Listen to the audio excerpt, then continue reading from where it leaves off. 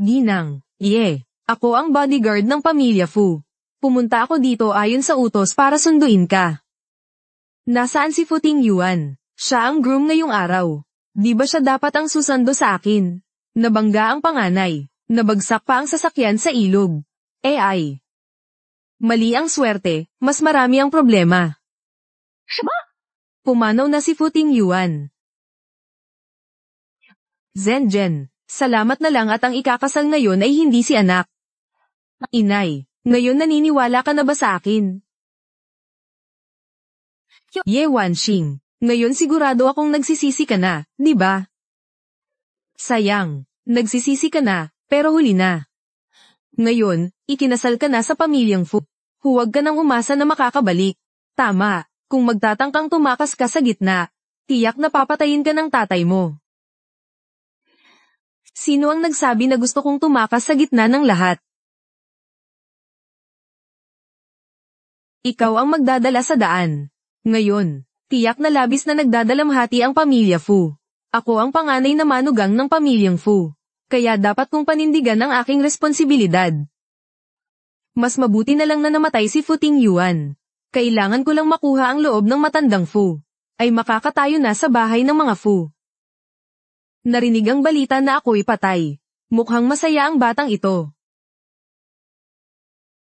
Totoo ba, Ginoong Ye? Dapat mong pag-isipan ng mabuti. Ngayon, hindi pa kayo nagkaroon ng seremonya. Maaari ka pang bumalik ngayon.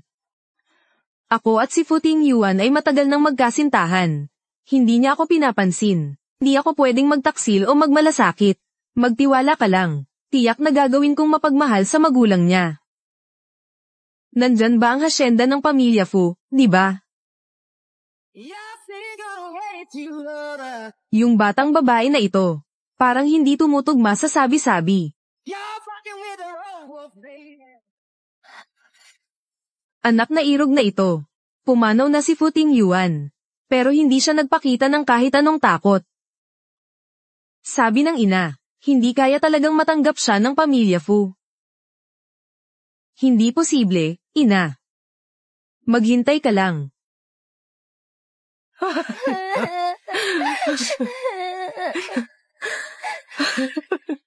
Tawagan mo agad si kuya. Hindi ako naniniwala na mamatay lang siya ng basta-basta. Hindi ko siya matawagan. Sfeng, nung nangyari ang insidente. Nandoon talaga siya sa sasakyang iyon. Lola. Patawad po. Hindi pa umuwi si Fu Tingyuan. Hindi ibig sabihin na wala na siya. Naniniwala ako na ang mabuting CEO Fu ay tutulungan ng Diyos. Siyempre, siya ay babalik ng ligtas. Sino ka? Ako si Ye Wanxing. Dapat sana ay araw ito para sa akin at kay CEO Fu. Nang pumasok ka, may nangyaring masama sa kuya ko. Siguradong ikaw ang dahilan ng pagkamatay ng kuya ko. Ikaw ang kometa. Tumahimik ka. Wanxing. Ikaw ay mabait na bata. Si Yuan sa atin ay walang ganitong swerte. Kung hindi ka pa nag-alay ng dasal, umuwi ka na. Ginoong Mada. Pumasok na ako. Kahit anong mangyari, hindi ako aalis sa bahay nila Fu ngayon. Kung hindi ka mananaway sa akin, nais kong maging anak dalaga mo. Talaga ba? Siyempre. Lola, ang babaeng ito ay hindi pwedeng manatili sa bahay natin. Tama, Lola. Ang panganay ay talagang walang interes sa kasal na ito. Ngayon, wala na ang panganay. Ang pagpapanatili sa kanya ay hindi ba nagiging sagabal sa panganay? Ye Wanxing, gusto mong manatili sa bahay ng mga Fu. Ang kambal na anak ni Fu Tingyuan ay hindi kailanman papayag. Sa nakaraang buhay, ako ay pinahirapan nila hanggang sa mamatay. Sa buhay na ito, huwag mong asahang makakapagpahinga ka ng tahimik. Kailangan mong makita ang mga tao at ang mga bangkay. Patuloy mong sinasabi na wala na ang kuya mo. Talaga bang umaasa ka na hindi na siya babalik? Ano ka ba?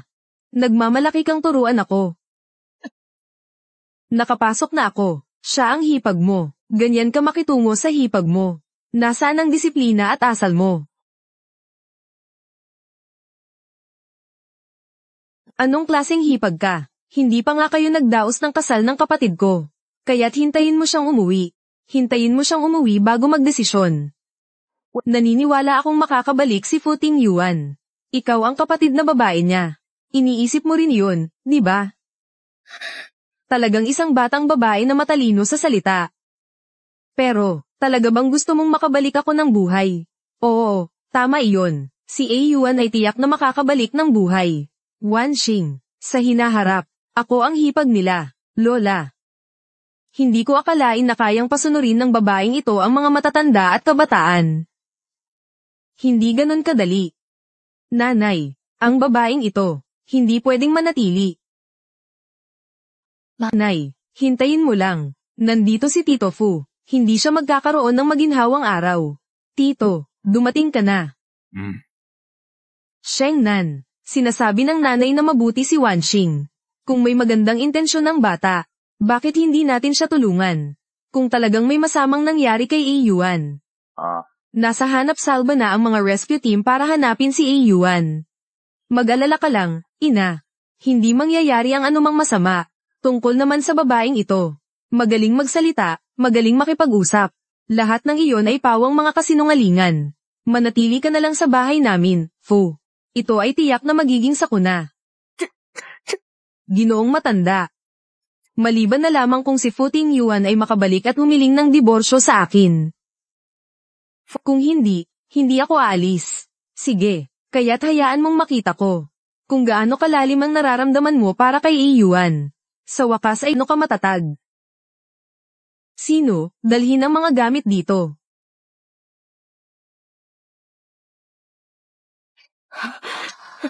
Dahil lang kay Ye Wanxing, may pagkakataon siyang mapamana ang bahagi ng yaman ko. At ikaw pa ang nakatutok sa kanya tulad nito. Mukhang ang mastermind, ay talaga namang ikaw, ikalawang tito. Ginoo Ye, kung kaya mong tumayo sa ibabaw nitong tabla na may pako, sa loob ng 15 minuto. Pansamantala kitang papayagan na manatili. Sundan ang page, i-like at i-share ang video para makita ang susunod na bahagi.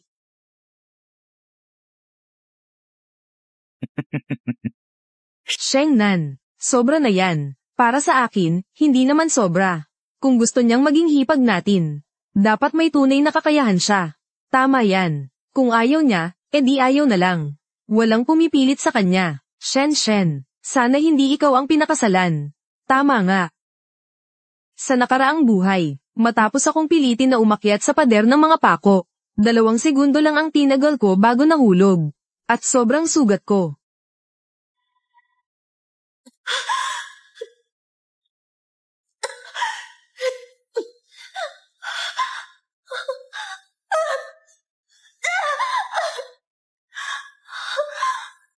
Buti na lang, sa buhay na ito, si Ye Wanxing ang magiging kapalit na namatay. Wanxing, ikaw ang anak ng pamilyang Ye. Sa pagkakataong ito, hindi ka na makakapag-atres. Huwag kalimutan na wala ng puwang para sa iyo sa pamilyang Ye. Wanxing, sa tingin ko, mas mabuting itigil na natin ito. Dahil nandito ang matandang ito. Walang makakapagpaalis sa iyo. Ye Wanxing. Paano mo gagawin?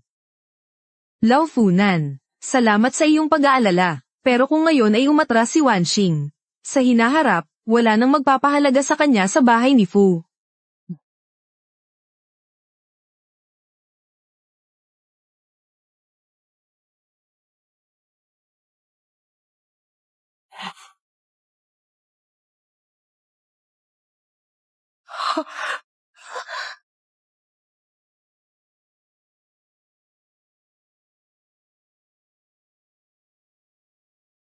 Nagsisimula ang lakas mula sa Huyet Dang Tuyn.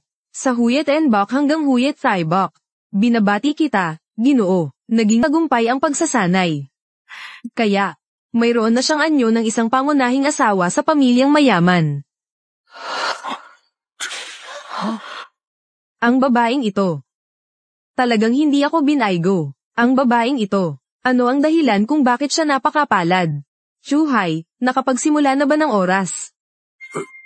Hindi inaasahan na may konting tapang din ang batang ito. Lumipas na ang 15 minuto.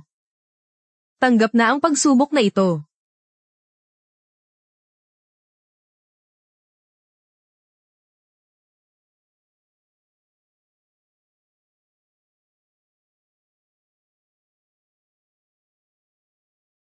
Mahal na miss, mag-ingat. Salamat.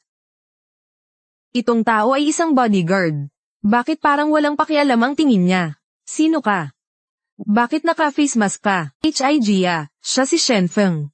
Noong nakaraang pumunta siya sa labas para sa misyon. May sugat sa mukha kaya pinasuot ko siya ng face mask. At Chuhai, pwede na ba akong manatili ngayon? Hindi ganoon ka-simple. Isa siyang bagong asawa ng pamilya Fu. Sa hinaharap ikaw, ay magiging kinatawan ni Iyuan sa mataas na lipunan. Kung wala kang pananaw, wala kang kaalaman. Kapag lumabas ka, magiging kaiyahiya lang ito para sa pamilya Fu. Tiyo, ang singsing sa kamay mo ay may hindi pangkaraniwang kwento, hindi ba? May mata ka rin sa mga bagay na ito. Ito ay mula kay Thursday Fu Huye noong NAM-TRIU. Ang gintong singsing na may jade na pinong pinahahalagahan niya ng husto. Halaga nito ay 100,000,000. Sayang. Ito ay peke. Chuhai, ito ba ay kaalaman at paningin mo? Bakit mo nasabi na peke ito? Singsing na ito. Ibinigay ito ni Thursday Fu Huye sa kanyang pinakamamahal na apo na babae. Ngunit ang kanyang apo na babae ay hindi nag-ingat, at nasira ang singsing na ito. Sobrang kalokohan talaga, walang nakasulat sa kasaysayan tungkol dito. Sige, kung ganun.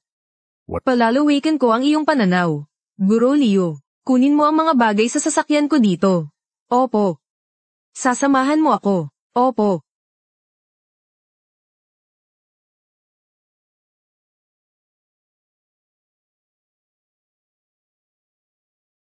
Ye Wanxing, hindi ka ba talaga magaling makakita?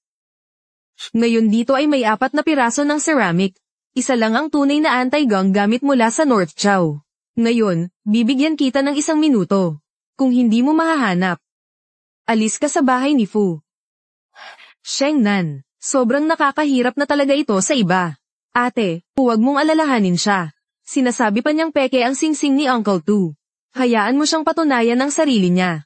Lumipas na ang kalahating minuto. Kung talagang hindi mo mahulaan, magpasya kang lumabas na. 9 na segundo na lang. 10. No way. 7. Talagang anti-gong Goryo. Iyan na. 就是他。Tanga, sinasabi ko sa'yo, itong 4 na piraso ng porselana. Wala ni isa sa mga ito na anti-gong hilagang Korea. Sa totoo lang, ito ay isang patibong na tanong. Akala mo ba na basta pumili ka ng isa, ay may isang kapat na tsansa kang manalo? Sasabihin ko sa'yo, ang bagay na ito ay nagpapatunay na wala kang alam. Tama si Yuan, at may lakas ka pang sabihin na peke ang singsing ko. Tao, itapon mo siya palabas para sa akin.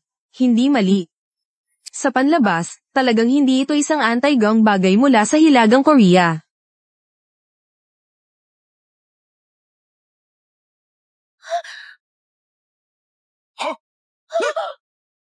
Ngunit ngayon, oo. Naglakas loob kang basagin ang koleksyon ni Tito Hai. Tapos ka na. Bagaman hindi ito anti-gong bagay mula sa hilagang Korea, nagkakahalaga ito ng 10,000,000. Hindi mo kayang bayaran ang halaga nito. Ye Wanxing, nangaakit ka ba sa akin? Sasabihin ko sa iyo, walang silbi sa akin ang gimmick na ito. Ngayon, hindi lang ikaw ang kailangang magbayad para sa aking anti-gong gamit, kundi palalayasin pa kita sa bahay ng mga Fu. Pati ang pamilya nyo. Mabuti pang maghanda na kayo. Ye Wanxing, mga gamit ng kometa mo. Mag-isip ka ng paraan para sa kabayaran. Hindi kami magbayad ng halagang ito. Ate, kahit gaano ka pa kasalungat kay Tito Haifu, hindi mo maaring wasakin ang mga koleksyon niya para ilabas ang galit. Sabi ko na, ngayon, ito ay isang anti-gong North Korea. Dahil sa, sapat na. Huwag nang magpanggap na Diyos o demonyo dito pa. Sinong nandyan? Itapon mo siya palabas. Sandali lang. Tingnan mo nga, ano yan?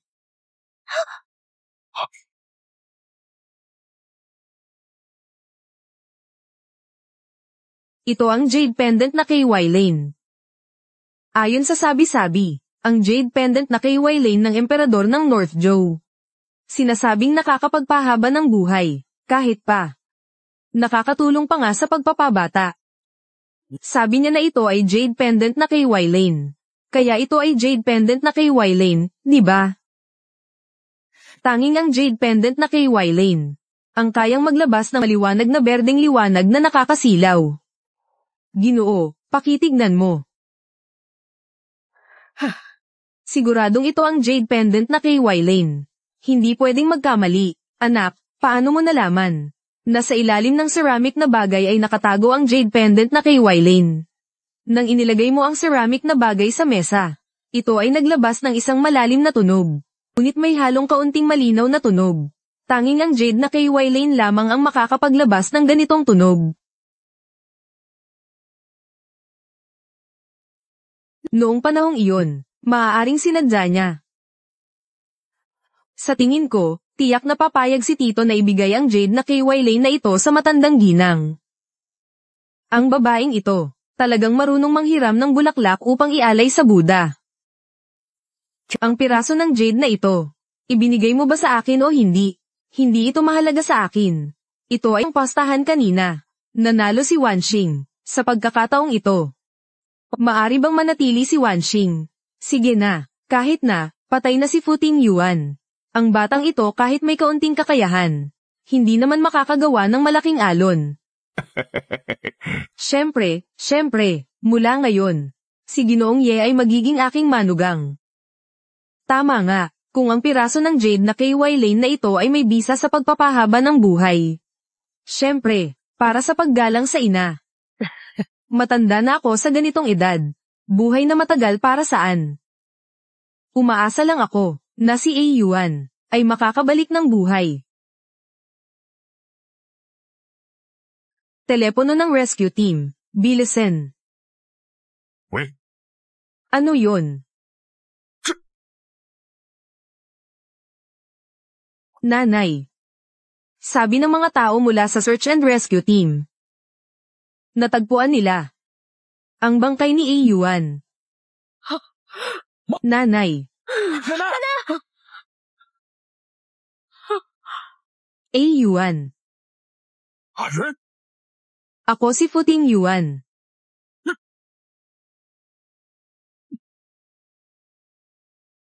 Sundan ang page, i-like at i-share ang video para mapanood ang susunod na bahagi. Si A. Yuan. Ikaw si Fu Tingyuan. Hindi, talaga. Medyo kamukha siya ni A. Yuan. Kakaiba lang ang isip ko kanina. Nakita ko ng mali. Pero, hindi siya si A. Yuan. Ngunit naniniwala ako, na buhay pa si A. Yuan. Yung bangkay na iyon, tiyak na hindi siya. Agad kang magpadala ng tao, para linawin ang mga bagay-bagay para sa akin. Bakit ka pa nakatayo dyan? Pumunta ka na. Oo. Nanay, pupunta na ako ngayon. Huwag kayong mag-alala. Ingatan mo ang iyong kalusugan. Lola, pupunta rin kami. Tara na. Pumunta na kayong lahat. Ang pangalan mo ay Shenfeng. Salamat sa iyo kanina. Basta wala kang anuman, ayos lang. Ginoong matanda, ingatan mo ang iyong kalusugan. Naniniwala ako, kung buhay pa si Fu Tingyuan, ayaw rin niyang makita, na nagdadalamhati ka para sa kanya. Tama ka. Nahihirapan ka ngayon, magpahinga ka na sa kwarto mo. Ginang, nandito pa ang mga tao ng Ye. Sasama ko na sila, dapat lang. Hindi, wag na, hindi na kailangan. Dahil tinanggap ka na ng matandang ginang. Mabuti na lang na manatili ka sa pamilya Fu. Bilang iyong asawang babae, huwag mong ikahiya ang iyong ama. Kami. Aalis na kami.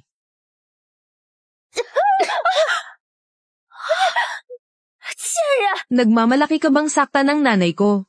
Zenjen. Alam kong nandito kayo ngayon, para sadyang manood ng kahihiyan ko. Pasensya na nabigo kayo. Ang sampal na ito, ay ituring na interes. Sa hinaharap, dahan-dahan kong hihingin ang aking bayad sa inyo. Maglakas loob ka, ang iyong ama, Dahil ikinasal na ako sa pamilyang Fu. Ako na ang misis ng pamilyang Fu. Nakatayo si Ye Guohua sa harap ko. Hindi siya makapagsalita ng malakas sa akin. Akala mo ba nang lumipat ka kay Ye Guohua? Matatakot na ako. Ko?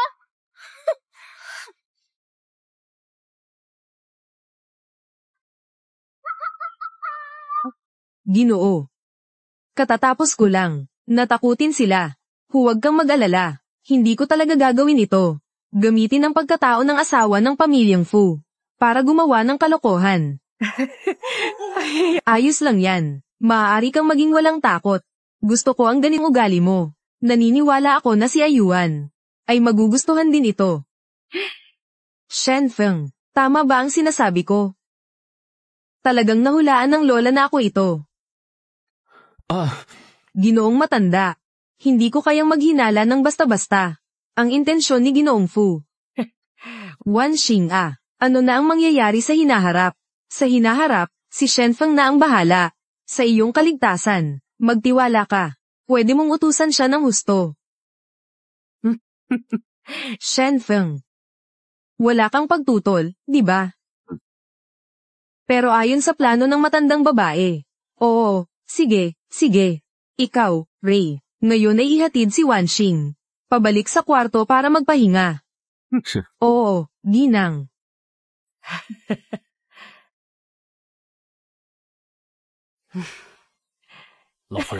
Nasa labas ang ginang. Si Shen Feng ay nagbabantay. Wala namang masama. Sa bahay ito 88. Kailangan bang mag-ingat sa mga limitasyon? Anong pakialam ko sa pag-iingat? Ganito ko inayos. May dahilan ako. Tandaan mo. Lahat ng nakita mo ngayon, ipasa mo lang sa akin, itago mo sa puso mo. Oo. Ginoo, ito ang silid ng panganay na anak. Mula ngayon, dito ka na maninirahan. Maaari ka nang umalis. Oo. Dahil patay na si Fu Tingyuan. Kaya ang silid na ito. Ako na lang mag-isa. Bakit hindi ka pa umaalis? Gu. Anong ginagawa mo? Sabi ng matandang babae. Baka masaktan ka kung mapapasok ka sa mga tinik. Kailangan kong sigurado malinaw sa akin. Huwag kang magbulaan. Hindi sinabi ng matandang babae ang ganitong bagay. At saka, hindi naman nasaktan ang aking paa. Bitawan mo na ako. Hindi pwede. Kahit anong mangyari, kailangan kong makita ito. Para makapagpahinga ako ng maayos. Walang hiya. Patawad kung ako'y nakasakit. Mabuti na lang at hindi nasaktan ang iyong paa. Ang lakas ng loob mo. Bilang isang bodyguard, naglakas loob kang bastyusan ako. Ginang, Mrs., hindi mo ba naisip kung sakaling may masamang mangyari sa nakatatandang Ginoo? Ano ang gagawin mo? Anong ibig mong sabihin? Ang ibig kong sabihin. 少夫人， Bata ka pa. Kung sakaling sa hinaharap, ikaw ay nag-iisa sa iyong silid. Hindi ba't ang matandang ginang ay sinasadya ang pagsubok sa akin? Naniniwala akong babalik siya, basta't nandito ako sa pamilya Fu isang araw. Hindi ko kailanman gagawin ang bagay na magtataksil kay Fu Tingyuan. Ayon sa aking kaalaman, hindi mo pa nakikita ang nakatatandang anak. Kahit kailan ay hindi pa kayo nagkita. Bakit mo kailangang gawin ito para sa kanya? Bagaman hindi ko pa siya nakikita. Matagal na akong humahanga sa kanya. Kaya't pakiusap, itigil mo ang mga masamang iniisip mo. Sa susunod na pagkakataon, hindi ako magpapatawad na humahanga sa akin. Talagang mahilig magbula-bula ang babaeng ito. Sa tingin ko, kahit para sa damdaming ito, babalik pa rin ang binata ng buhay. Alam mo na, umalis ka na. Mahal na Ginoo, aalis na ako. Magpahinga ka ng mabuti. SP. Talagang nakakapagod na lalaki. Pero sa ganitong paraan, hindi na dapat magduda ang matandang ginang sa akin.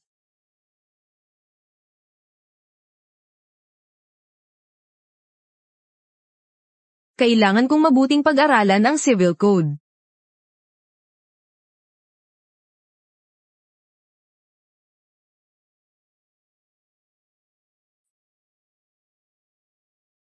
Tumigil ka.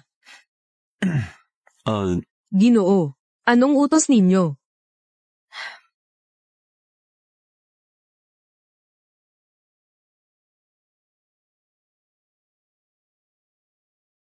Ikaw na batang iyan, pinapayagan kitang magpanggap.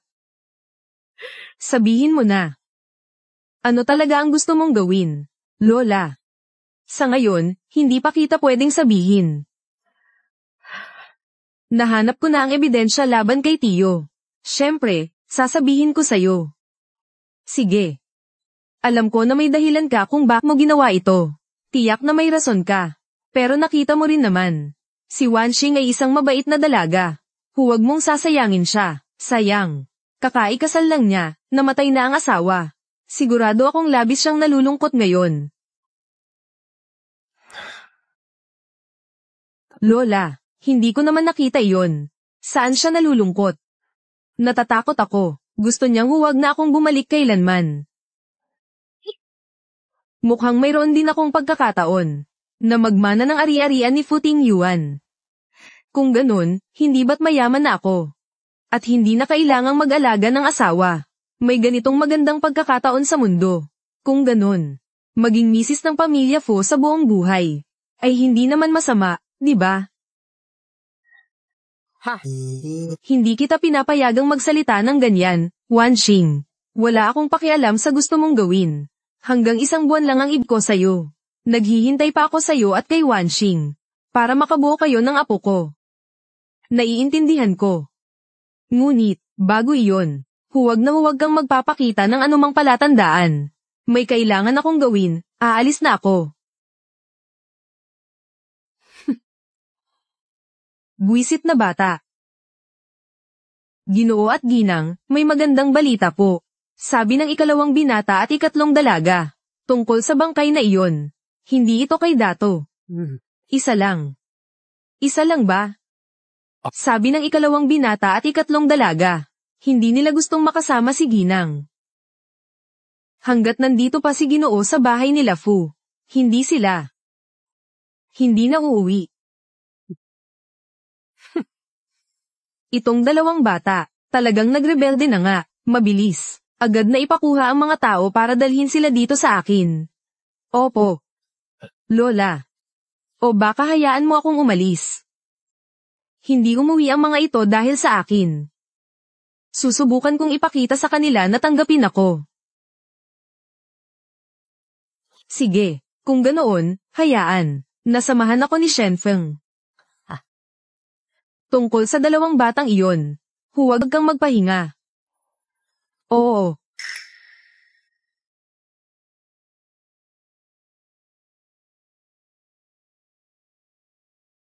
Ang 2 binata at 3 dalaga ay nasa bar na ito. Ginoong asawa, hindi mo talaga kailangang makialam. Hindi papayagan ng matandang ginang na gumawa sila ng kalokohan. Ngayon, ako na ang kanilang manugang. May tungkulin akong turuan sila ng mabuti. Mananatili ako sa bahay ng mga Fu habang buhay. Kung hindi ko mapapabuti ang 2 batang ito, paano ako magkakaroon ng kapangyarihan? Wow.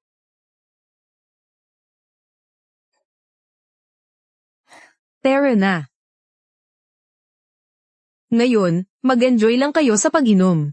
Lahat ng gastos, ako ang bahala. Si Wai Zhou, hindi ba dati mo sinabi na sobrang stricto ang kapatid mo sa'yo? Saan ka kumuha ng pera? Binigay ng tiyuhin ko. Ang tiyuhin ko, mas mapagbigay kaysa sa kapatid kong iyon. Tama nga. Karaniwan, hindi pinapayagan ng kapatid ko ang mga ganito at ganoon. Pa rin ang pinakamabuting tiyo. Inumin pa, inumin pa. Uminom ng buo. Ang 2 handle na ito. Hindi nila alam na ang pagbibintang para Sir An ay mas masahol pa. Si Tio Fu ay naglagay ng pera para sa kanila ngayon. Siguradong hindi ito maganda ang hangarin. Hindi pa nila napapansin ang bagay na ito. Paypaltan ko si Fu Tingyuan para turuan sila ng leksyon. Ginoo, marami sila. Hindi ka talaga makakapantay sa kanila. Wala akong balak na makipag-away sa kanila.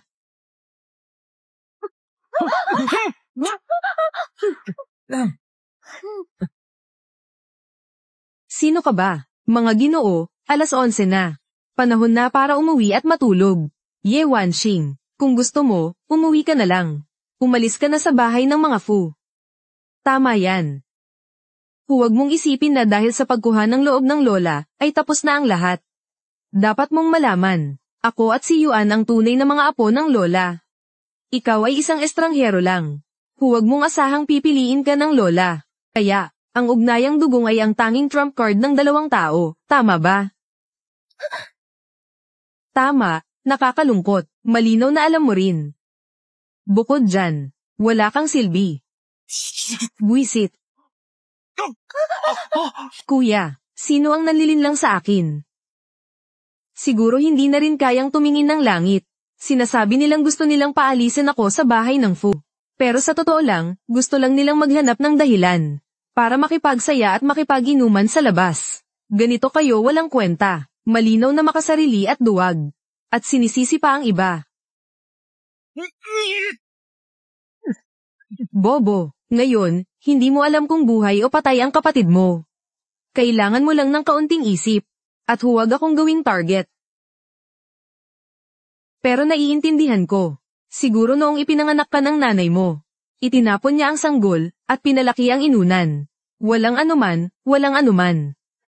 Tuma, sino ba ang akala mo na ikaw? Bakit mo sinasabi na ganun si kuya? Hindi ba't ikaw na ang susunod? Si kuya mo ay hanggal. At ikaw ay hanggal din. Araw-araw ay sumusunod lang sa kanya, kumukuha ng tira-tirang pagkain. Anong magagawa mo pa? May utak ang Tofo pero ikaw wala. Isang normal na tao ay nabubuhay na parang isang. Akala mo ba'y napakaganda ng iyong kalagayan? Talagang hindi siya kumikilos. Pero mas mapanganib pa kaysa sa pagkilos. Kayo, patayin niyo siya para sa akin. Ano man ang mangyari, ako ang mananagot. Akala niyo ba'y kayang harapin ng tanga na ito ang mga resulta para sa inyo? Umalis ka.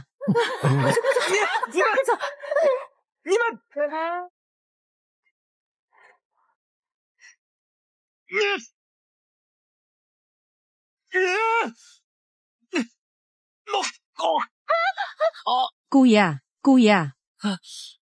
Shenfeng. Ikaw ang bodyguard ng pamilya namin pero tumutulong ka sa isang estranghero. Dahil matalino siya kaysa sayo. Alam kung ano ang tamang oras. Sundan ang page, like at share ang video para makita ang susunod na bahagi.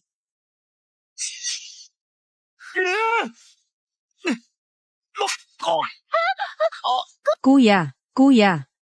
Tingnan mo kung paano kita papatayin ngayon.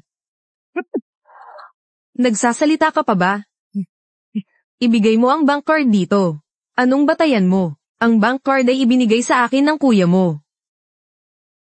Hindi mo rin ba naisip ng mabuti? Bakit ibinigay ng tiyuhin mo? Ang bank card sa iyo sa ganitong oras. Kung sakaling hindi makauwi ang kuya mo. Kayo dito ay nag-i-enjoy at naglalaro. Ito ay patunay na wala kayong responsibilidad, walang konsensya. Sa mga panahong iyon, ang Fu Group ay tiyak na mapapasa kamay ng tiyuhin mo. Ang galing niyang makakita ng katotohanan. Sayang naman ang panganay ninyo. Ilang taon ng pagsisikap ay para sa kapakinabangan ng iba. Baka ang nangyaring aksidente sa panganay ninyo ay gawa ng pangalawang tiyuhin ninyo. Imposible. Sino ang huli na nakinabang? Siya ang utak ng lahat. Hindi mo pa rin naiintindihan ang prinsipyong ito. Talagang bobo ka, Shenfeng. Hayaan mo silang nandito. Tinatamad akong makipagtalo sa dalawang bobong ito. Tumigil ka. Sinasabi mong bobo kami. Ikaw, ano bang alam mo kundi ang magyabang? Ano pa ang alam gawin? Kuya, siya ay marunong mag-eksperto ng mga kayamanan. Ang NGOC Boy KY Lane ay siya ang naka-discovery. Swerte lang siya. Kahit na, hindi ako naniniwala. Hindi ka naniniwala. Sige, ano ang magaling mo? Sige, magkompetensya tayo. Wag. Wag. Wala ka bang kahit anong talento? Wag. Marunong akong uminom ng alak. Kung may kakayahan ka, subukan mong talunin ako. Ngayon tatawagin kita na ate. Uminom ng alak ba? 行， Ginoo. Huwag mag-alala. Sabihin mo sa kanila na dalhin ang alak dito. Oo. Sino man ang makapagtagal hanggang sa huli, siya ang panalo. Sige.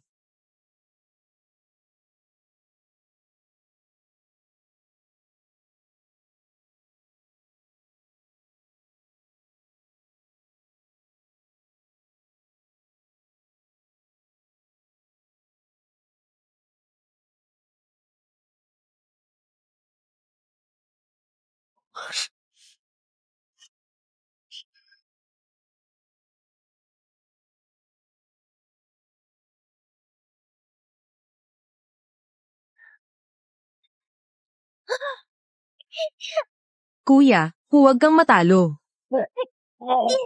Laban lang.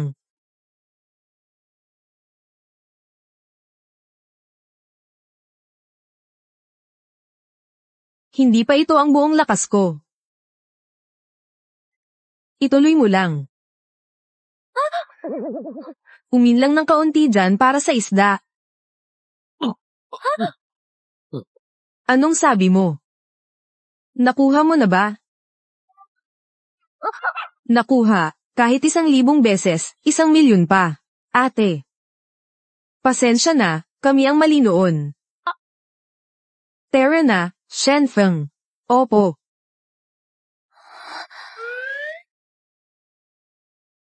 Kuya, kuya.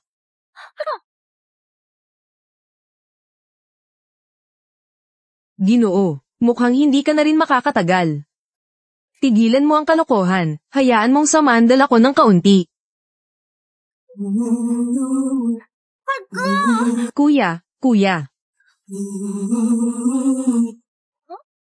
Hindi ba't parang pinagsasawaan na ng kuya mo ang misis na ito? Pero itong si Shenfeng, talagang medyo kamukha ng kuya mo. 嗯， Mayroon pa akong kayang inumin na 10 bote.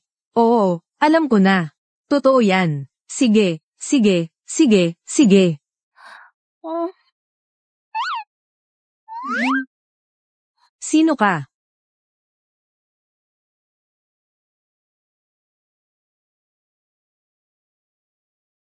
Ako ang asawa mo.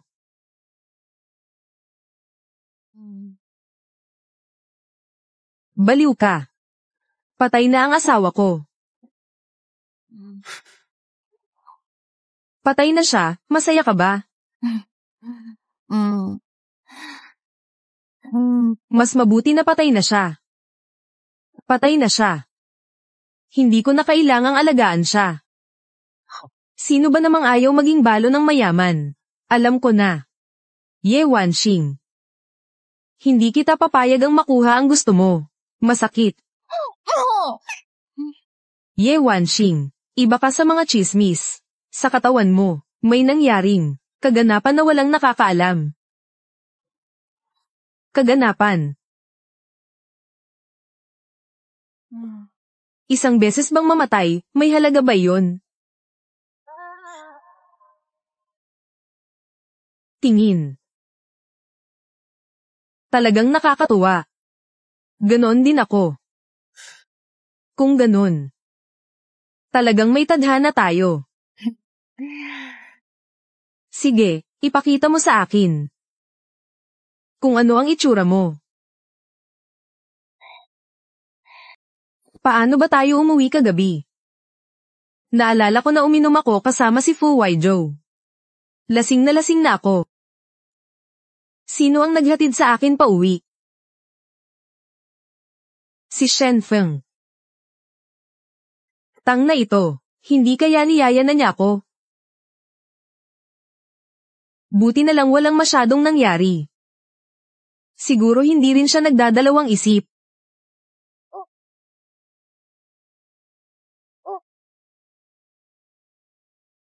Ayan! Batay sa anong dahilan, lahat ay kailangan sumunod sa kanya. Tama iyon. Anong bagay iyon? Bakit kailangan ganito?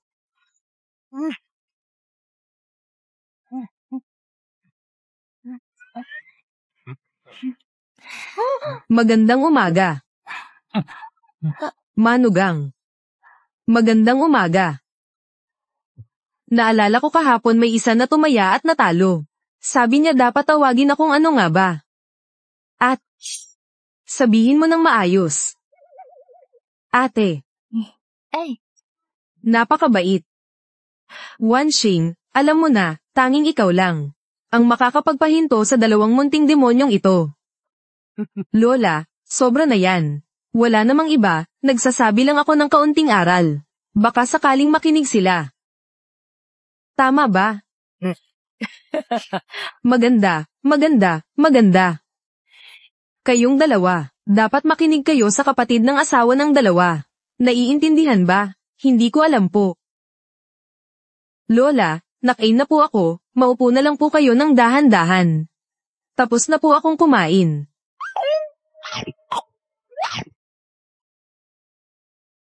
Ako rin po, tapos na kumain. Wanshing huwag na kayong mag-alala sa kanila. Tayo, mag-ina, na tayo at kumain. Maupo na kayo at kumain. Kuya, kuya. Naniniwala ka ba sa sinabi ng hipag? Tiyo, mula pagkabata ay pinapanood na tayong lumaki. Paano siya makakasakit sa atin? Huwag makinig sa mga bintang ng babaeng iyon.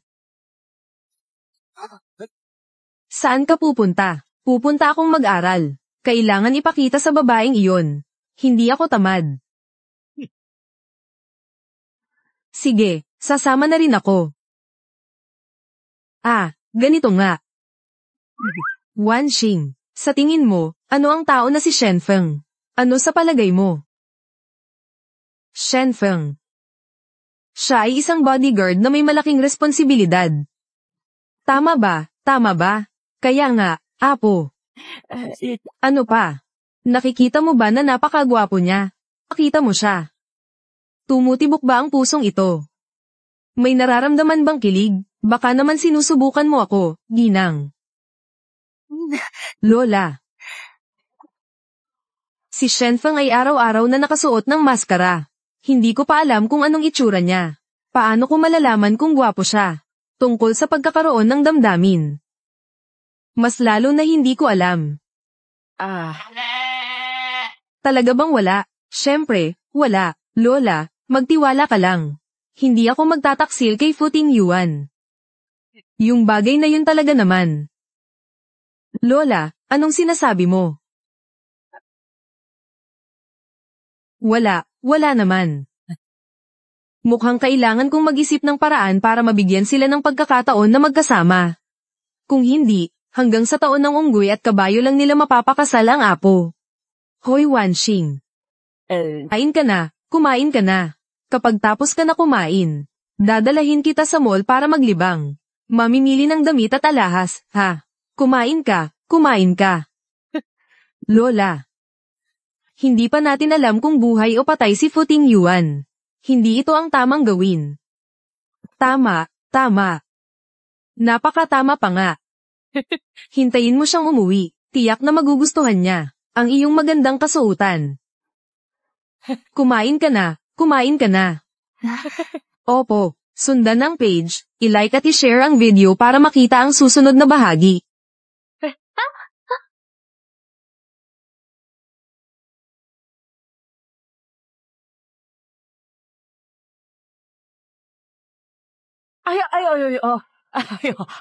Wanshing.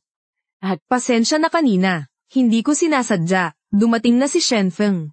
Sige, hayaan mong samahan ka niya sa mall. Sige na. Hamanin ako ng matandang ginang. Hindi pa tapos. Pasensya na po, ginang. Kanina ay nakasakit na ako. Walang problema. Hindi po kasalanan ninyo, sige na.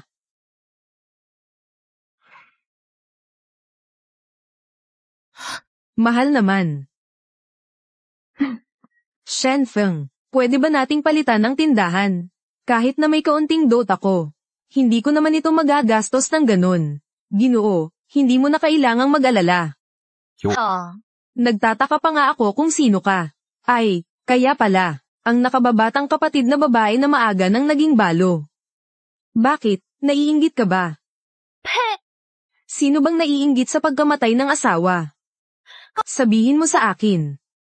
Ako ay engaged na. Ang fiancé ko ay si segundo na anak ng Joe. Ang Joe ay isa sa mga pangunahing angkan. Hindi sila nagkakalayo sa Fu. Yung putang inang batang ito. Gusto niyang gamitin ang Fu para takutin kami. Huwag kang mangarap. Hindi naman mas mababa sa pamilya Fu, di ba? Pero hindi pa rin kasing taas ng pamilya Fu. Hindi rin alam kung ang ikalawang anak na lalaki ng pamilya Joe ay may lakas ng loob na magsapalaran para sa iyo o makipaglaban sa pamilya Fu. Huwag kang magbanta dito sa akin. Ang pamilya Fu hindi mo kontrolado. Tama, nung kanina narinig ko na lahat. Gusto mong bumili ng damit. Nagagamitin pa ang dowry mo. Mukhang hindi rin tinitingnan ng pamilya Fu sa iyo. Nakakaawa, pero naglakas loob ka pang manghimasok sa amin. Mrs. Dahil ikinasal ka na sa pamilya Fu. Paano ka pa magbabayad gamit ang sarili mong pera para sa mga bagay? Sabi na ng matandang madam, pwede kang mamili ng malaya, ng mga bagay na gusto mo. Walang limitasyon. Talaga ba? Siyempre. Ibinigay sa akin ng matandang ginang ang kanyang card. Ye Wanxing, huwag ka nang mag-arte dito. Walang limitasyon. Sino ang maniniwala? Tama nga. Sino ba ang hindi nakakaalam kapag nagbabalat kayo? Nagbabalat kayo ba? Ito, at mayroon pang ito. Gusto mo ang 3 set na ito, di ba? Ang 3 set na ito ay kabuuang higit sa 200,000 piso. At naglakas loob ka pang sabihin na hindi mo kailangan ng limitasyon. Hindi ko kukunin ang 3 set na ito. Iba mo na lang ang natitira. Ayos ba? Siyempre, pwede. Pakiusap, bayaran mo na. Pagkatapos, dalhin mo ang mga damit sa villa ng pamilya Fu. Opo. Ang kabuuang halaga ay 9,970,000.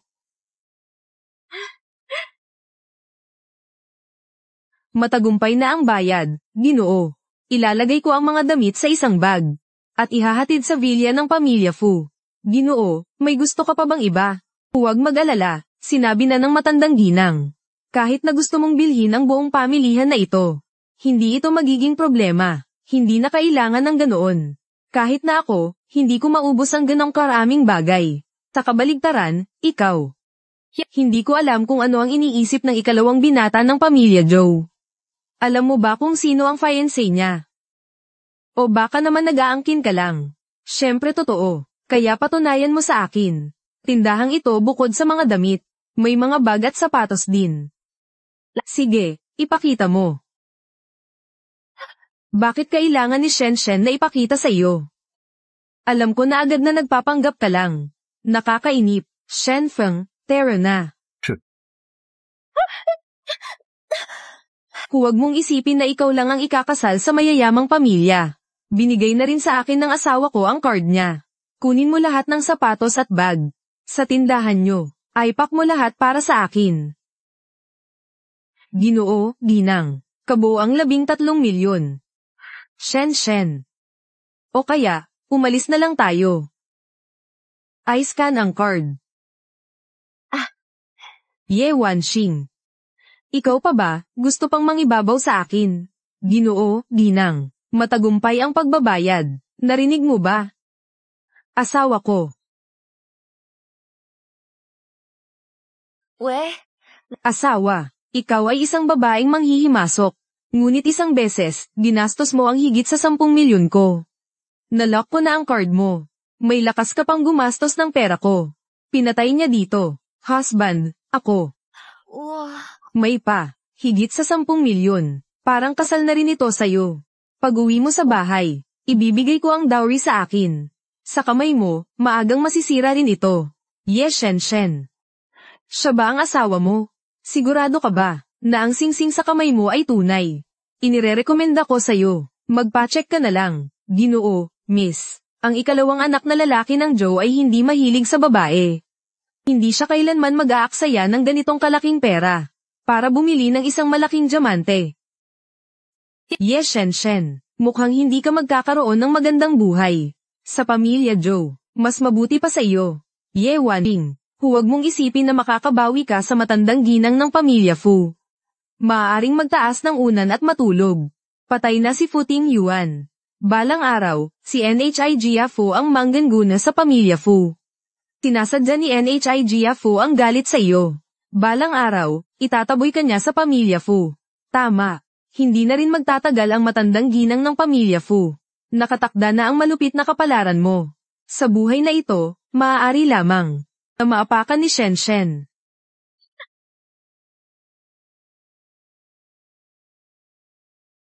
Ginoo, ang mga salitang sinabi nila. Huwag mo nang isiping mabuti. Tinitiyak ko sa iyo, ang masayang buhay mo ay nasa hinaharap pa. Kakatapos lang nilang sabihin na, sa maagang mapupunta ang bahay ni Fu sa kamay ni Segundo Ginoo Fu. Pero malinaw ang pagkakaalala ko. Mas malaki ang bahagi ni Fu Tingyuan kaysa sa kanya. Ngayon, wala si Fu Tingyuan dito. May karapatan ba akong magmana ng bahagi niya? Talaga, kaya hindi ba pwedeng makipagkumpetensya ako sa tiyuhin ko? Sa posisyon ng may-ari ng Fu Corporation. Siyempre, hindi ko sinasabing hindi makakabalik si Fu Tingyuan. Naisip ko lang, sa panahong ito, maaari kong tulungan siya, panatilihin ang posisyong ito. Tama ba ang sinasabi ko? Oo, dahil may ambisyon na ang ginang.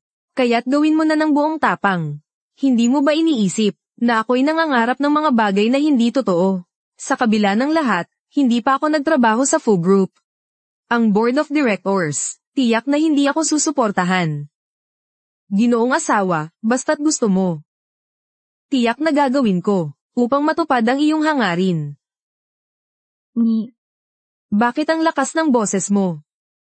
Sino ka ba talaga? Siyempre ako si Sheng. Noong nakaraan, lagi akong sumusunod sa panganay na anak. Kaya alam ko kung paano ang panganay na anak. Ginawa niya iyon. Kung gusto mong malaman, maaari kitang sabihin. Ayos lang iyon. Kung magtatagumpay, tiyak na itataas ko ang iyong posisyon at sahod. Para maging kapitan ng mga gwardya ng pamilya Fu. Ginoong may bahay. Ayaw kong itaas ang aking posisyon at sahod. At ayaw ko ring maging kapitan ng mga gwardya. Gusto ko lang. Shen Feng, sobra ka na. Sinabi ko na sa'yo, kung ganyan ka pa rin, hindi kita patatawarin. Akala mo ba nagbibiro ako sa'yo? Ginoong mayaman, nagkamali ka ng pagkaintindi. Ang ibig kong sabihin ay, basta't nasa tabi ni Ginoong mayaman, satisfied na ako. Bakit kanina ay, malapit na ganon? May insekto na lumipad. Tinutulungan kitang paalisin ito. Wala akong oras makipag-away sa'yo. Uuwi na tayo agad. Ikaw, ikwento mo sa akin.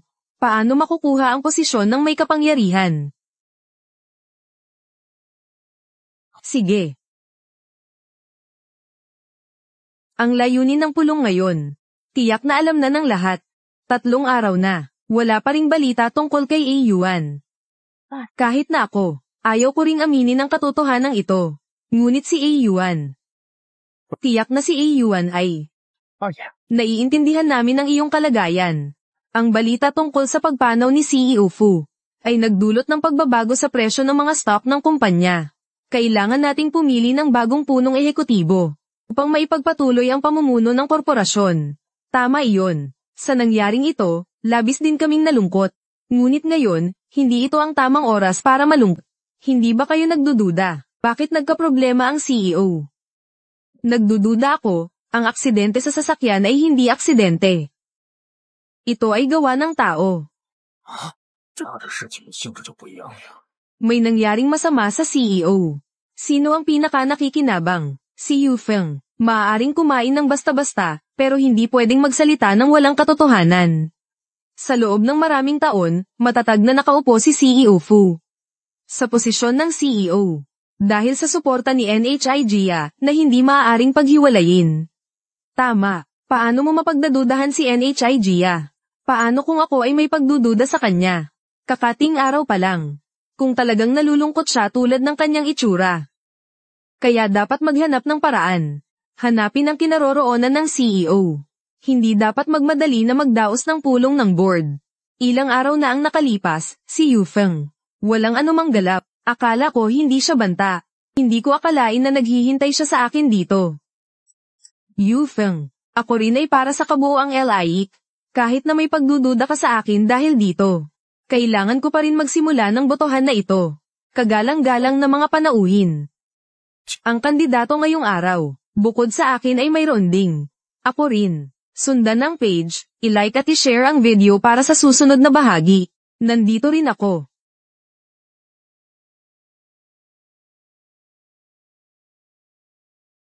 Sino ito? Hindi ko pa siya nakikita. Bakit ka nandito, Tiyo? Ako at si Futing Yuan ay mag-asawa. Wala siya dito, kaya dapat ako ang nandito. Ipinapakita niya ang kapangyarihang dapat niyang taglayin. Tama. Walang CEO dito. Ang mga bahagi sa ilalim ng kanyang pangalan ay ipapasa sa ginang na tagapagmana. Ngayon ang ginang, ang pinakamalaking shareholder ng Fu Corporation. Siyempre, may karapatan ang ginang. Laban sa posisyon ng Chief Executive Officer. Kasinungalingan, ang halalan ng Board of Directors ay tungkol sa pagsusuri ng kakayahan ng kandidato at ang kanilang dedikasyon sa kumpanya. Kailan nagsimula ang pagsusuri sa dami ng shares? Tama, kung ang asawa ay nais ipaglaban ang kanyang karapatan, maaaring mong iboto ang kandidato na sa tingin mo ay karapat-dapat. Pero kung ikaw mismo ang tatakbo para sa posisyon ng CEO, hindi mangyayari iyon. Anak na babae. Naririnig mo na rin siguro.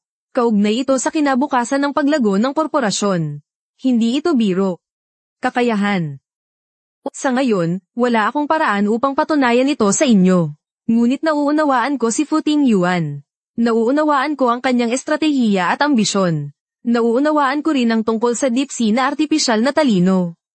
At ang planong Stardust, tanging ako ang makakapagpatakbo ng kumpanya, magpatuloy sa tamang landas. Ang plano ng Stardust ay ang pangunahing pagbabago sa algorithm na pinipilit ni CEO Fu na itulak.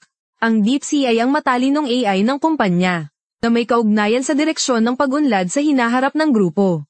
Sang-ayon ako, Ginoot Ginang. Ikaw ang may-ari ng posisyong CEO. Ano ka ba? Hindi ako sang-ayon. Kahit na ang planong Stardust o AI Deep Sea. Ako'y kasali. Hindi ba siya nauunawaan ng mas malalim? Ngunit, ang code ng database ng Stardust at Deep Sea ay nasa kamay ko. Ano? Hindi ito posible. Maliban kay Futing Yuan, walang sino man ang nakakaalam ng password ng Stardust at Deep Sea. Bukod pa rito, bago sila ikasal, hindi pa sila nagkikita. Paano siya? Maaring ibigay ang password sa kanya. Tama. Hindi si Futing Yuan ang nagbigay sa akin ng password. Nahanap ko ito sa silid ng honeymoon. Pero kahit ano paman, nasa akin ang lihim na code. Tanging tatanggapin lang ninyo ang katotohanan na ito. Kung ang lihim na code ay nasa kamay ng madam. Kung gayon, ang may kapangyarihan sa kumpanya ay walang iba kundi ang madam. Sabi mo lihim na code, edi lihim na code.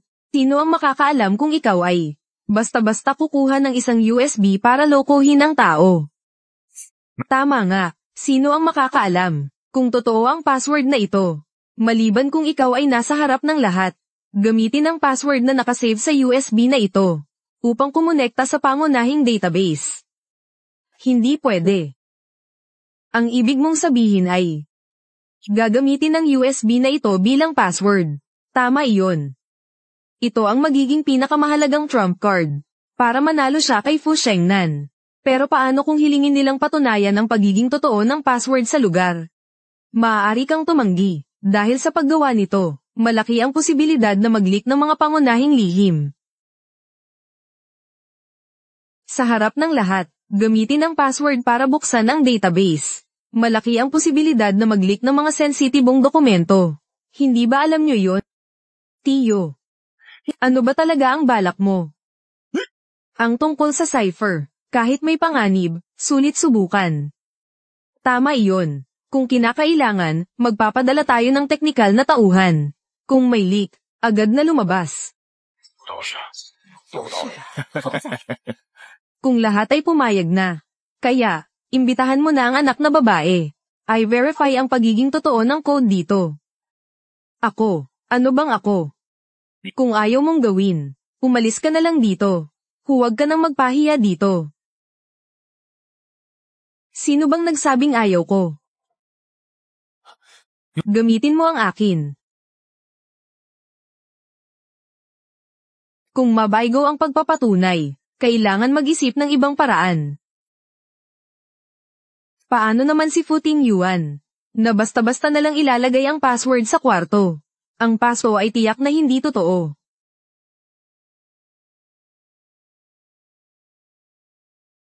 Matagal na itong ganito, hindi pa rin makalogin.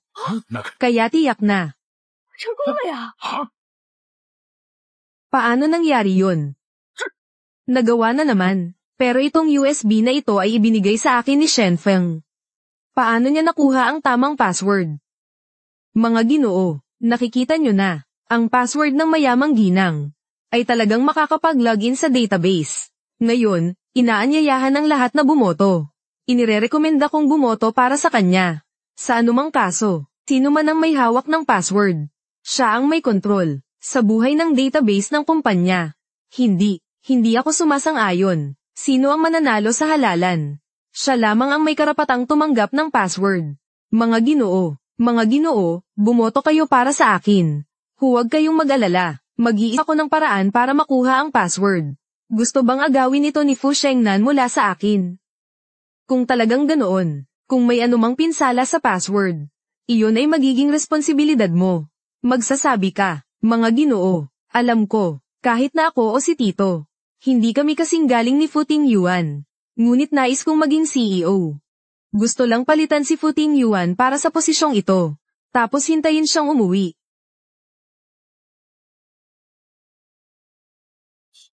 Kung alam ko lang na ang babaeng ito ay ganito kabala, noong araw na iyon ay sana ay tinapos ko na siya. May resulta na. Si ikalawang Ginoo at ang misis ay nagkapareho ng boto. Ano? Kayo. Naalala ko na. Dalawang pamangkin ko. May bahagi rin sila sa kumpanya. May karapatan din silang bumoto. Yung sinabi ko sa bar noon. Hindi sigurado kung maniniwala sina Waijo at Yuan. Sabihin mo sa kanila na pumili sa pagitan ko at kay Fu Shengnan. Baka piliin pa rin nila si Fu Shengnan. Sige, dalhin si ikalawang Ginoo at si ikatlong ginang dito. Opo.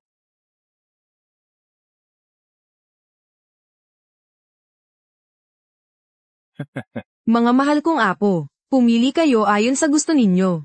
Huwag kayong matakot, hindi hahayaan ni Tito na may mangbuli sa inyo. Mabilis, pumili na. Patuloy na nagdadalawang isip, ano na ang nangyari?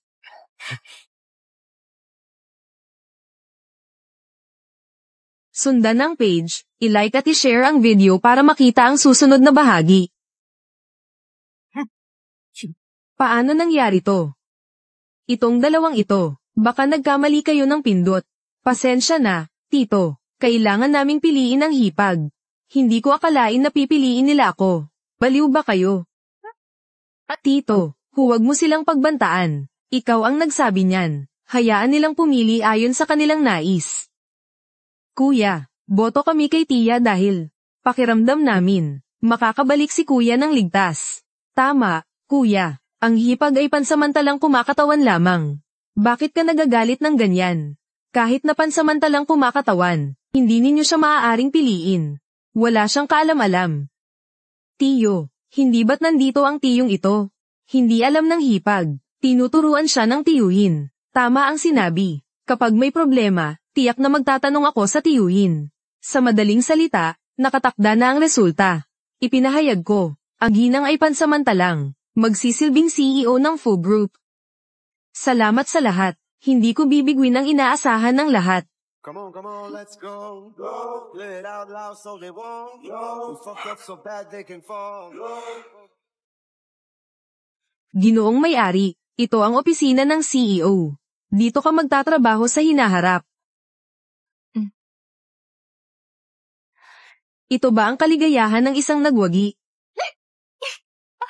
Ginoong may-ari. Binabati kita.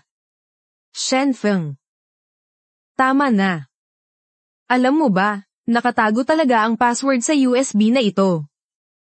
Sabihin mo, sino ka ba talaga, ginoong asawa, ano sa tingin mo? Dapat akong maging. Alam ko na. Kailangan mong maging. Paborito ni Fu Tingyuan. Paborito. Kung hindi ka paborito, paano mo siya mauunawaan ng ganito? Mayroon pang tunay na code. Tiyak na iniisip mo na ang nangyaring pinsala kay Fu Tingyuan ay hindi may iwasang may kinalaman kay Fu Shengnan. Mas gusto ko pang ako na lang ang magpatakbo, kaysa hayaan si Fu Shengnan na makuha ang gusto niya. Tama ba ako?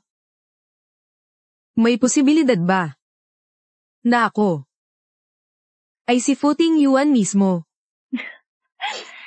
Anong sinasabi mo? Nagbibiro ka ba? Si Fu Tingyuan hindi gagawa ng nakakainip na bagay tulad niyan. Talaga bang naiintindihan mo ako? Sige na, aaminin kong nakakatawa ang biro mo. Tama nga, ngayon, bumoto sina Fu Weizhou at Fu Yuan. Para sa akin, itong dalawang maliit na demonyo. Bakit bigla silang nagbago ng ugali? Maaaring dahil sa bar. Napaka-epektibo ng pagtuturo niya sa kanila. Ganun ba? Kuya. Nakatanggap ka rin ba ng mensahe mula kay Bunso? Kaya ka bumoto sa biyenan. Nakatanggap ka rin ba ng ganitong mensahe? Kahit nakakaibang numero ng telepono. Ngunit ang boses na iyon ay agad mong malalaman na kay kuya. Maaaring totoong ang buhay pa si kuya. Ayos lang iyon. Hindi ko lang akalain na si Tio ay mawawalan ng kontrol ng ganito. Mukhang hindi nagkamali si Manang. Ang pagkamatay ni kuya. Maaaring talagang may kinalaman kay Tio. Sige, aaminin kong mas matalino siya kaysa sa atin. Hindi nakakagulat na sinabi ng kuya na piliin siya. Sa hinaharap, kailangan nating maging maingat, kuya. Huwag nating ibubulgar na buhay pa ang kuya. Itong dalawang batang ito, palagi nilang sinasabi na tulungan akong paalisin si Ye Washing. Pero sa huli, bumoto pa sila para sa kanya. Sayang ang lahat ng pagsisikap at damdamin na inilaan ko. Sinubukan kong hilahin sila. Buong araw, kuya na lang ng kuya. Sa totoo lang, patay na ang kuya nila matagal na. Nabaliw na rin ang board of directors. Yung Ye Wanxing na iyon. Hindi pa nga nakapunta sa kumpanya kahit kailan. Bakit ang daming bumoto para sa kanya? Sino ang mag-aakalang, Fu Tingyuan, ay nagtago ng password sa kwarto.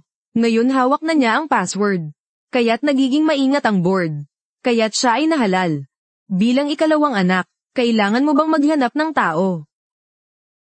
Hindi. Sa oras na ito, kung may mangyari sa kanya, kahit ang mga hanggal ay magdududa sa akin. Ano ang dapat nating gawin ngayon?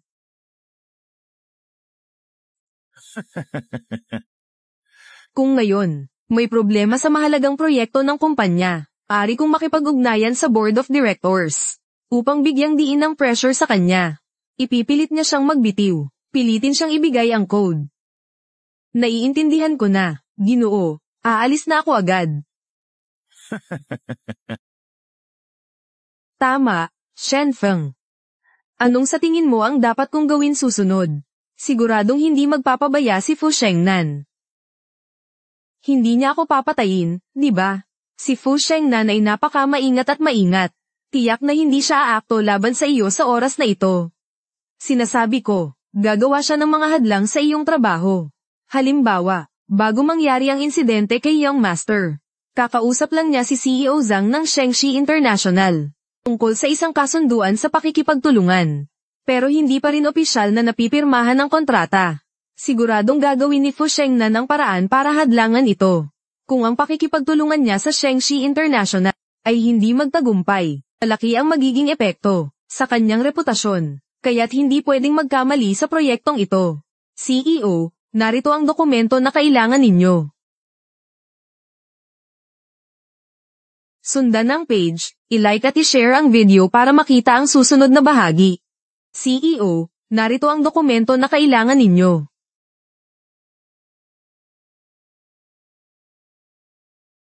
Ako ang nagsabi kay Yufeng na maghanda ng dokumento para sa inyo. Miss, pakicheck na lang po. Huwag mag-alala, tiyak na makukuha ko ang proyekto. At mapanatili ang posisyon na ito. Miss, naniniwala ako sa iyo. Kito. Huwag mo nang sayangin ang iyong oras. Sinabi ko na, hindi ako naniniwala sa iyong kakayahan. Ang kontratang ito, hindi ko ito pipirmahan. Ngunit kung hindi mo ako pinaniniwalaan, dapat mo ring paniwalaan si Fu Tingyuan. Ang unang yugto ng proyektong ito ay pinangunahan niya. Naayos na ang mga kanal, sapat na rin ang pondo. Sumuko sa mahalagang sandali na ito. Ang masasaktan ay siya, sa halagang ito. Kaya kong tiisin. CEO Zhang. Alam ko na ang nag-iisang anak nyo ay may kakaibang sakit. Tanging si NGO Sitoy Haan lamang ang makapagpapagaling. Nasa kamay ni Fu Shengnan ang formula ng NGO Sitoy Haan. Nangako siyang ibibigay ang formula sa kanya. Pero ang kondisyon ay huwag makipagkontrata sa akin. Tama ba ang sinabi ko? Tama, basta't makapagpagaling sa aking anak. Handa akong magbayad ng kahit anong halaga. Kaya nga, dapat kang sumuko. CEO Zhang. Ito ang NGO Sitoy Haan na kailangan mo.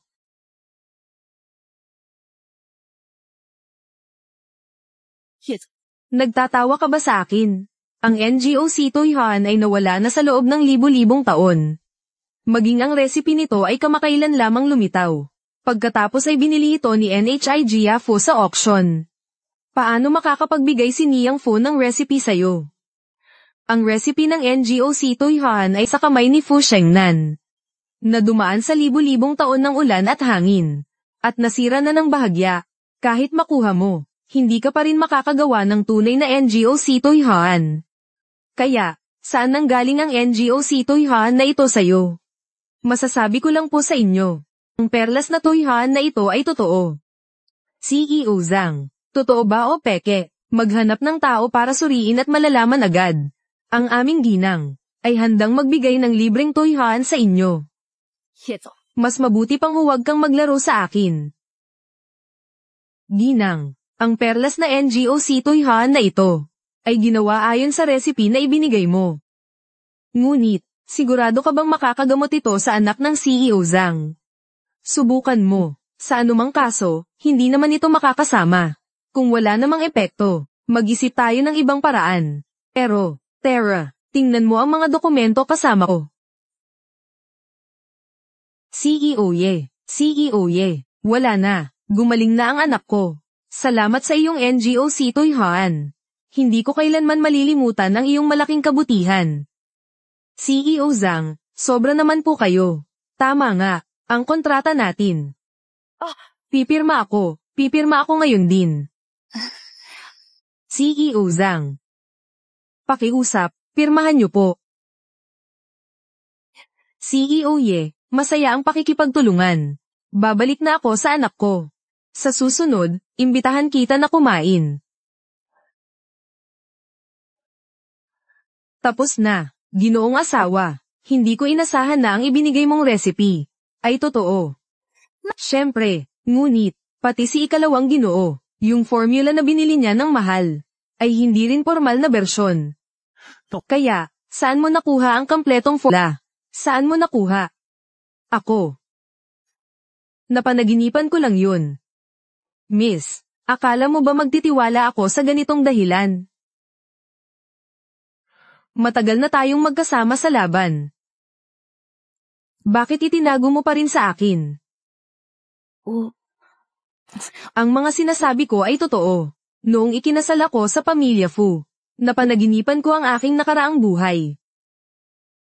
Ye Wanxing, napakaiba mo sa mga sabi-sabi. Sa iyong katawan, may nangyaring kaganapan na walang nakakaalam. Kaganapan. Mamatay ng isang beses. May halaga ba? Kaya pala ganun. Hindi nakapagtataka na sinabi mo Na ikaw ay isang taong namatay na. Sandali. Kailan ko sinabi yun? Hindi mahalaga. Ang mahalaga, ngayon. Kailangan mong mabilis na makuha ang lupa sa timog ng lungsod. Ngayon, ang lupa na iyon ay nasa kamay ni CEO Chen ng Hongsheng Group. Wala siyang anak na may sakit, pero mahilig siya sa mga pintura. Oh. Anong klaseng pintura ang gusto niya? Pintura ng tubig. Partikular na ang mga tanawin. Ang paborito niyang pintor ay ang Master Ye ng Timog Korea. Kawawa naman, ang tunay na sulat ng Master Ye ay bihirang maipasa sa iba. Swerte talaga, may paraan ako. Gusto ng Fu, ng lupa sa timog ng lungsod. Sige, ayos lang. Sabihin mo kay Fu Sheng na makipag-usap sa akin. Baka isaalang-alang ko. At ikaw, bata ng pamilya mo. CEO Chen. Ngayon ako ang may hawak ng kapangyarihan bilang CEO ng Fu Group. Si Fu Shengnan ay walang ganitong karapatan. Kung ganoon, wala nang pag-uusapan. Ginoo, hindi ba't palagi mong gustong makuha ang obra ni Ye na Tonfong Do? Nabili ko ito sa black market. Ang tunay na sulat kamay ng Tonfong Do ay matagal nang nawala, sigurado akong peking ito. Narinig ko na si CEO Chen ay eksperto sa larangang ito. Maari mo ba akong tulungan na suriin ito?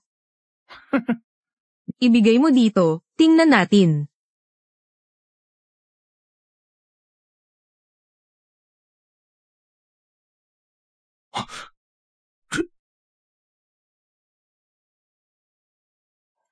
Detalye ito. Ang sulat kamay na ito. Talagang estilo ito ng Master Ye. Ito ay tunay na pirma. Ito. Maari bang ipasa sa akin ang painting na ito? Tungkol dito. Oh. Ang lupa sa timog ng lungsod. Sang-ayon akong ibenta ito sa iyo. Ayos lang iyon. Kung pipirma ka, maari nang dalhin ang painting na ito. Sige, walang problema.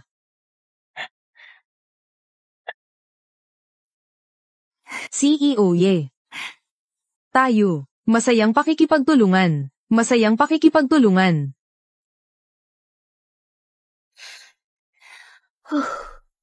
Sandali lang. Bakit hindi pa natutuyo ang tinta dito sa margin? Bakit pa ito natutuyo? Siguradong basa ito. Oh. Sigurado akong ganoon. Kailangan kong ingatan ito ng mabuti pag uwi ko.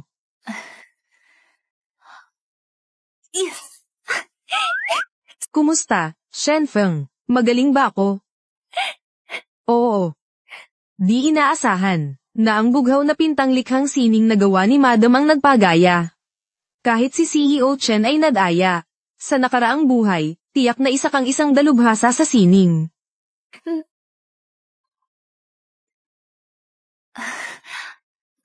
Pasensya na po, kakalipas lang ay medyo naiinis ako. Ginoot ginang. Hindi mo kailangang humingi ng tawad. Akin ka, magagawa mo ang kahit ano sa akin. Shenfeng. Ikaw ay aking bodyguard, pero hiya sa akin. Hindi ko rin gustong gumawa ng kahit ano sa'yo. Pero para sa ginang.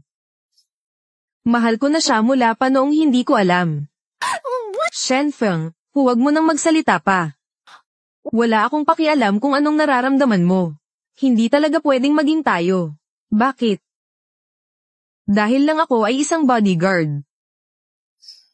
Hindi karapat-dapat sa may bahay. Hindi ito konektado sa iyong katayuan. Lahat ng meron ako ngayon ay salamat sa pamilya Fu. Kay Fu Tingyuan. Hanggat nandito pa ako sa pamilya Fu. Tiyak na hindi ako gagawa ng pagtataksil kay Fu Tingyuan. Kahit pamamatay na siya. Ginoong. Hindi mo ako tanggapin, ayos lang. Gusto ko lang malaman, kung may konting pagsasama ka sa akin. Wala. Pero malinaw na nararamdaman ko, May, sa nararamdaman mo. Huwag nang pag-usapan ito muli sa hinaharap. Dinala ko ang kontrata sa legal na departamento dati. Anong sinabi mo? Hindi lang siya nakakuha ng kontrata sa Shengxi International, kundi nakuha rin ang lupa sa timog ng lungsod.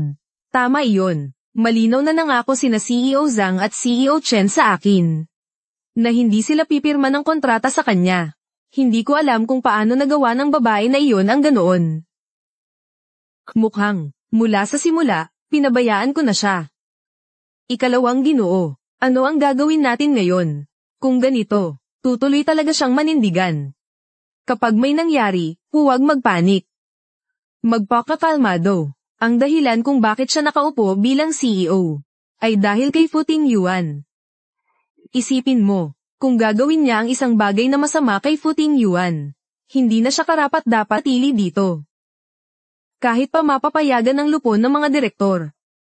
Ang matanda at ang dalawang batang ito, hindi rin siya magpapatalo sa kanya. May punto kayo. Ngunit, kasama ni Ye Wanxing si Shen Feng, na laging nakasunod, natatakot ako na, hindi rin makakahanap ng pagkakataon na kumilos. Ang susunod na proyekto na kailangan niyang ayusin ay proyekto ng pakikipagtulungan sa kumpanya ng teknolohiya na Linjiang. At ang CEO ng kumpanya ng teknolohiya na Linjiang ay si Xu Chenchen, na matagal nang humahabol kay Fu Tingyuan. Huwag kang mag-alala, si Xu Chenchen na ito ay tiyak na hindi siya bibigyan ng kapayapaan.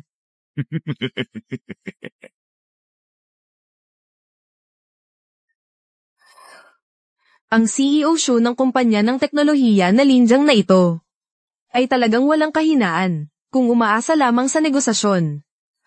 Hindong mataas ang posibilidad kung manalo. Ginoo, umupo ka. Oo. Si CEO Xu ay matagal nang nahihirapan sa paghabol sa malaking binata.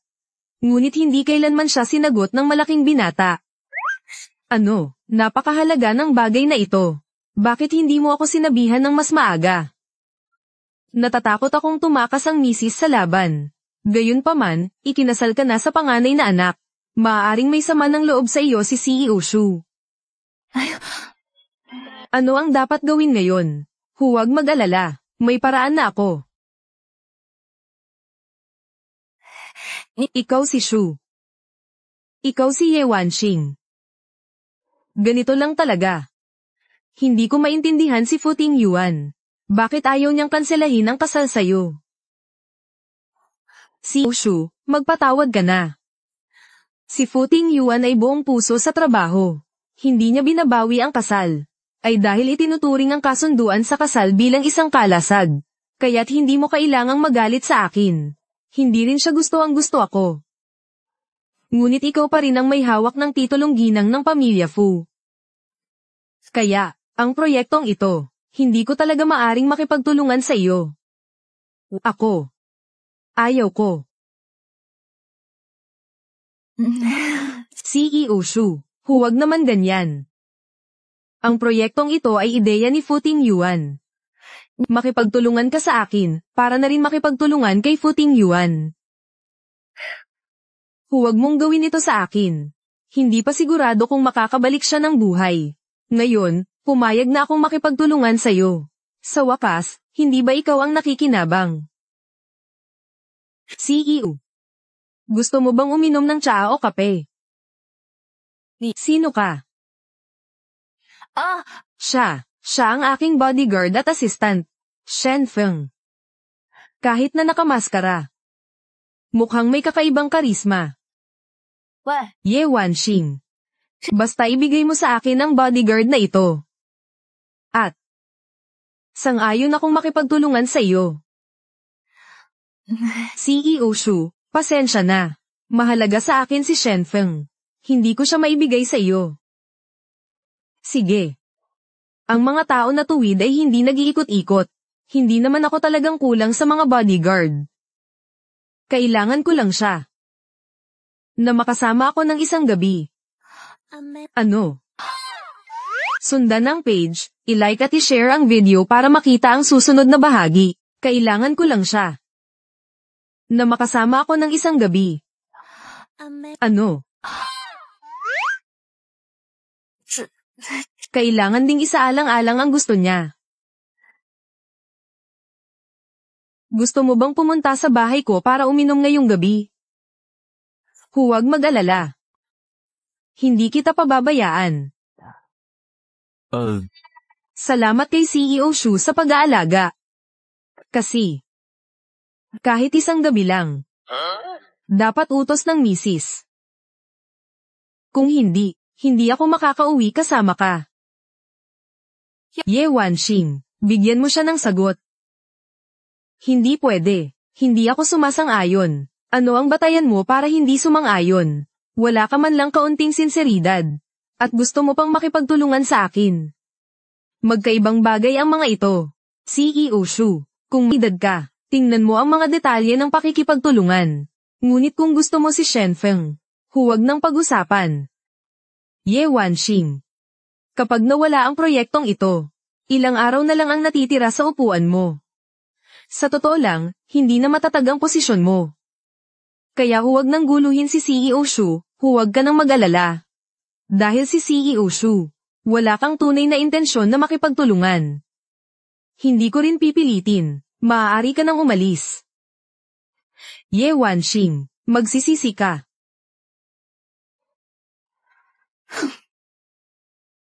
Ginang. Bakit hindi ka sumang-ayon sa kanya? Bakit? Gusto mo bang makasama siya ng isang gabi? Huh? Lalaki ako. Si CEO Shu ay bata at maganda. Makakasama siya ng isang gabi. Hindi naman masama. Hindi pwede. Hindi ako sumasaon. Ginang, hindi ba sinabi mo na ayaw mo talaga sa akin? Kung ganun nga, bakit hindi mo matanggap?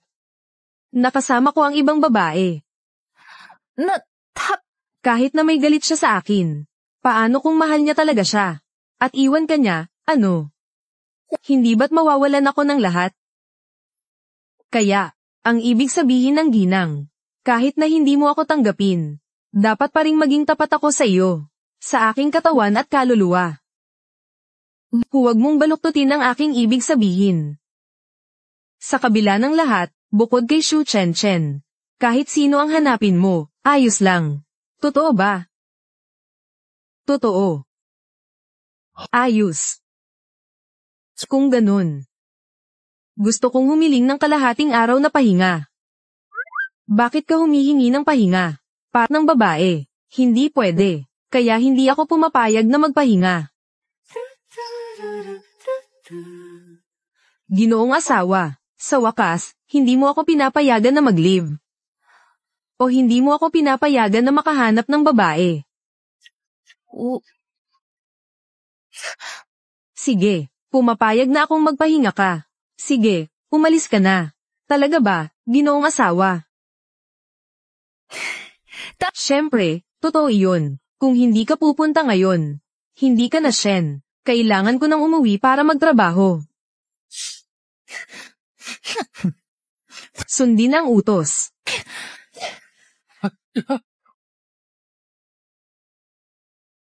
CEO, nagtalo ka ba sa ginoong asawa? Wala. Nagseselos lang siya pero ayaw aminin. Sabihin mo, anong nangyari? EO, hindi lang pala itong insidente ng aksidente sa sasakyan, kundi pati noong nakaraan. Noong nakaraan pa, ikaw ay nasaktan. Lahat ay gawa ng ikalawang ginoo. Malapit na akong makahanap ng sapat na ebidensya. Tama nga. Mula 10 taon na ang nakalipas. Nung nagsimula akong pumasok sa Fu Group, gusto na akong patayin ng taong iyon. CEO, kailan ka balak bumalik, para dalhin si NHI Jia sa harap ng hustisya? Walang pagmamadali. Gusto kong makipagpaalam sa kanya muna, bilang Shenfeng.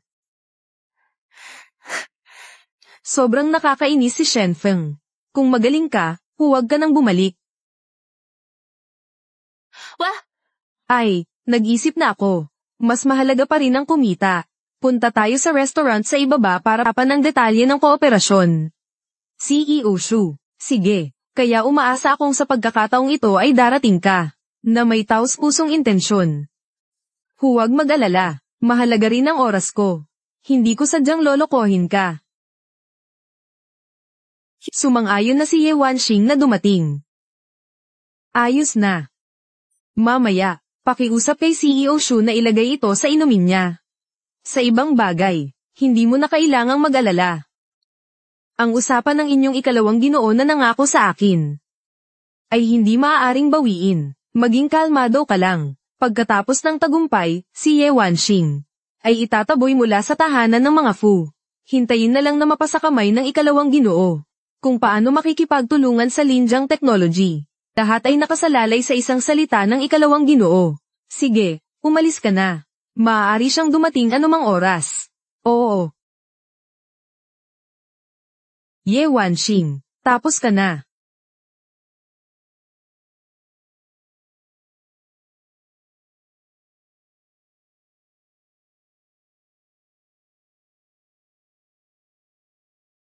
Dito. Nagsulat ako ng isang kontrata. Tingnan mo muna. Huwag magmadali. Para ipagdiwang ang ating pagkakaayos. Mag-toast muna tayo.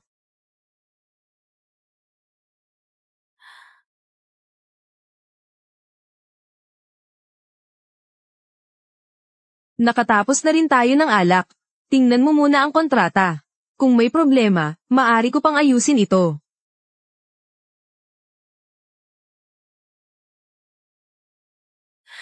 Ye Wanxing, anong nangyari sa'yo? Dahil hindi ka maganda ang pakiramdam ngayon. Kaya't pag-usapan na lang natin ang kontratang ito sa susunod.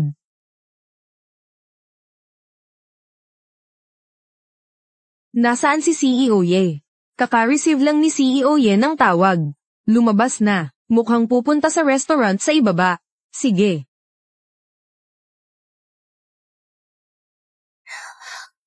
Ganda. Kailangan mo ba ng tulong? Hindi na. Huwag kang magpakabait. Itigil mo.